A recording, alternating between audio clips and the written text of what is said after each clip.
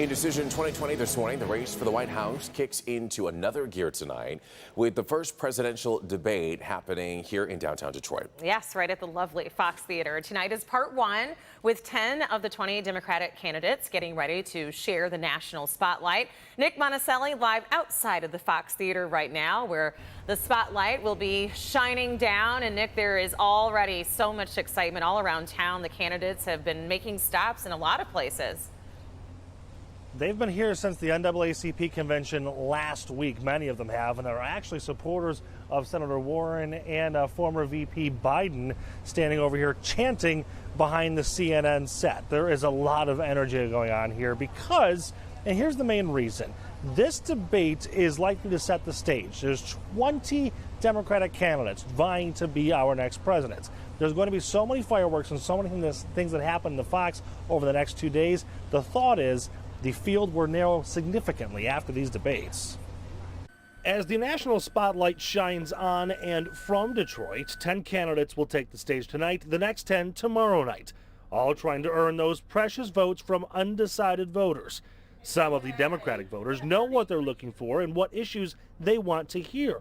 Are you ready to talk about those hard things that we are facing in Michigan? Water, layoffs. Are you ready to talk about that? Are you ready to talk about revitalizing our state? I think one of the main issues is mending our country, bringing people together. Some, though, don't even know who the candidates are. I did say, who is that? And you said that she was running for president. Since the NAACP convention last week, many Democrats have spent time in Detroit talking to people, fundraising, and more.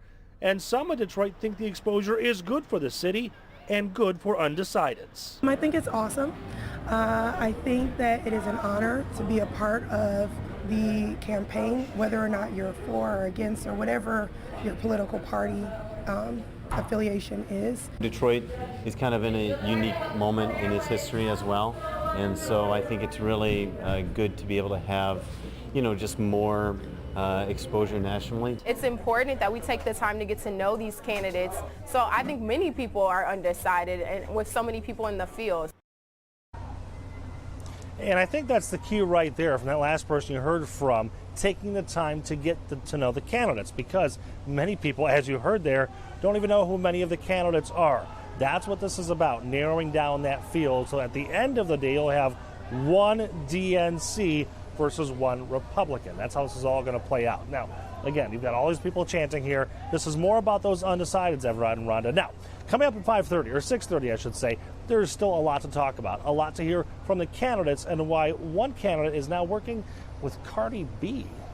Yeah, that's a good tease. We're going to be tuning in. Definitely want to hear more about that. Oh. You had to get that in. I had to. Sorry. All right, Nick, thank you.